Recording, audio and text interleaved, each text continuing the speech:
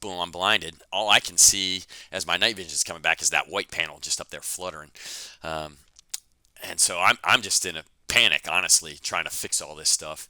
And then finally, kind of the night vision starts to come back as I'm just screaming downhill. I can see that orange panel. I can see the brown panel. The white one's fluttering. I honestly think, I probably had enough adrenaline. I could have just pulled on the risers and pulled the line over off, climbed up there and done it.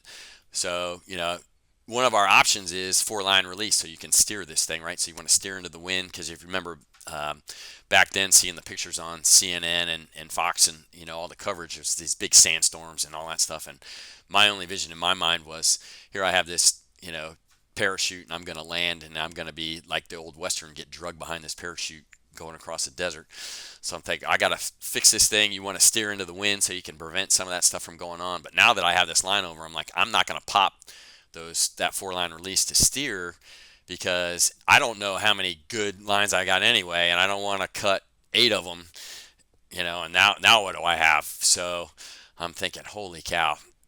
And so, yeah, my serious conscious thought was, I'm going to die. This is going to kill me. So then I start going, what are the other options I have? Fortunately, as a Navy pilot, we fly with our life jackets on all the time. So we have them. So, think about, if you have any listeners that go out and go fishing, and they have the little low profile one that's kind of around their neck, right? You fall in the water, you can inflate that thing. I had the old style one that we used to fly, so it had one around the neck, and then it had some kind of here, big bladders around the waist, but it's all included in our survival vest. So I'm thinking, normally over land we wouldn't inflate that thing, because you don't want to get hung up in trees and all kinds of stuff. I don't know what possessed me at the time, but I was just like, airbag. So I inflated that thing. Comes up around my neck and then around my waist. And so at this point, I'm like, okay, I got a good orange panel. I got a good brown one. The white one's still shot. I'm coming down pretty hard. Um, I think I'll probably survive this. I mean, it was a conscious thought, but I'm going to break my legs and probably my back. Um, and so I'm coming down. And so as I'm coming down, because of the air's leaking out of that orange panel, I'm kind of doing slow spirals as I'm coming down. And now I have at least one light source. It's not good. You don't have any depth perception with that, but the airplane's burning over here off in the distance, so at least I can see something. And so if you think about it, you get in your living room, turn off all the lights, and put a birthday candle over in the corner. And that's about what I had, right? So I got this little teeny fire that's burning over there, and I'm looking at that, and I'm doing kind of slow circles. And as I perceive that's getting closer to the horizon, I'm trying to think, okay, just relax. If you relax, you're going to hit the ground, do your parachute landing fall. If you're relaxed, you're not stiff, your muscles will be good, your legs will give, and then you'll be fine. And so I'm thinking about the sandstorm. I got my hands on my Coke fittings. I'm going to pop the parachute off as soon as I land. Um, so I'm doing these slow circles, and then I wake up, and I'm like, where am I? I have no idea what's going on. I mean, I got my bell rung so hard, and this is the third time I'm unconscious in the last 10 minutes, right? But this time was the real bell ringer. So I'm like, I don't even know what's going on. I'm like, I look down, I'm like, I'm laying on the ground. I'm like, I'm laying in the desert. I'm in a flight suit. I had popped my Coke fittings. I don't know. I did it, I guess, when I hit. I don't even remember doing that because my parachute was kind of laying away from me. I'm like, that's a parachute. I'm laying in the desert. I'm like, huh. And then it starts to come back, right? So, holy cow. I must have ejected, right? And then, so the first thing I do is, back then we had the old Prick 112 Bravo survival radio. Remember that? And so I can remember sitting in the ready room training, and there's on the front, there's steps. It says, step 1, turn the radio on. Step 2, put the antenna up. And you're like, why would they put that on there? After you've been knocked unconscious 3 times, you're like, what I did is I basically went and got my parachute, put it over me, so I had the brown part on the outside, and then I got my little flashlight out, and I'm looking at my Prick 112 Bravo, and I'm reading it. Step 1, turn the radio on. Oh, yeah, that's a good idea. Step 2, put the antenna up. I mean, I'm reading that. That's where I am mentally, is just reading those steps, right? Going through that stuff. Gordo and I were separated by quite a bit. We didn't see each other at all. I had come down so fast. We figured out later by some plots that we're about a half mile apart. We ejected at 20,000 feet and drifted pretty far apart. So I wasn't talking to him. I had I didn't even really turn on the radio part to listen. I didn't turn up the volume or any of that kind of stuff. So Gordo's off on his own, coordinating our rescue. I don't hear any of this stuff going on because I'm just lizard brain. So I've been on the ground about an hour and a half, nothing going on. I don't know. I can't hear anything.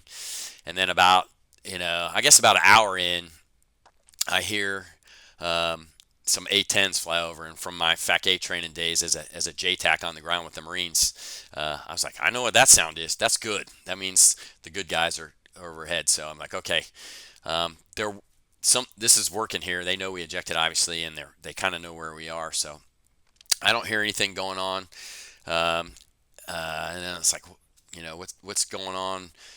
Kind of confused a little bit, still a little bit dazed and confused. I had a Camelback, so I'm drinking water because I figured I was probably in shock. And then about 2 hours into this whole thing, I start hearing this boop, boop, boop, boop, boop, boop, boop, boop, boop. And I'm like, oh, thank God. Because I knew that the Iraqis weren't flying helicopters, because anything that was flying, we were shooting it down, right? So they didn't have any capability out there. So I'm like, those are our guys. And as a fighter guy, we always talk about, jet noise, the sound of freedom, and whenever I talk to the helo guys, I'm like, you know what the sound of freedom is? It's those helicopter blades coming to get you. They eat that stuff up. So, Yeah. so and I believe it. To me, to this day, that is the sound of freedom. So it was the guys from the 66th out at Nellis with the PJs were coming to get us. My helicopter pilot is a guy named Toof Hicks. So long story, I ended up at one point surprising him at his retirement ceremony. One of the guys tracked me down, and I showed up for that, which was awesome. So Toof and I have Yeah. kept in touch, which is pretty cool. But anyway, so here I am on the ground, start hearing this. Gordo has coordinated this rescue, all this stuff. They're coming to get Gordo.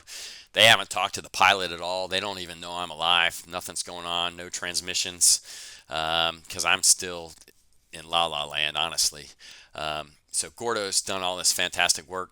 They're going to pick him up, and then uh, as part of my survival kit, I had a Firefly, if you're familiar with that. So it's a little like a IR strobe that goes on a 9 volt.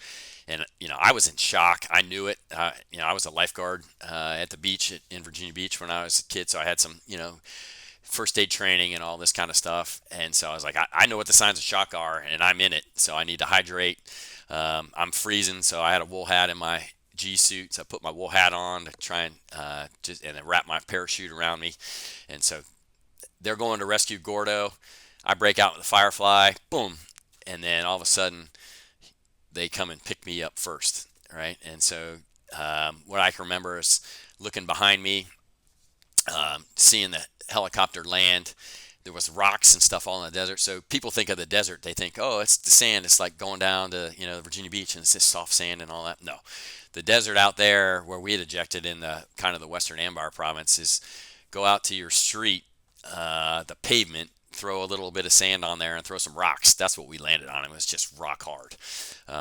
Nowhere to hide, nowhere to evade, and this was the middle of the night. So if the sun had come up, we were out in the middle of nowhere.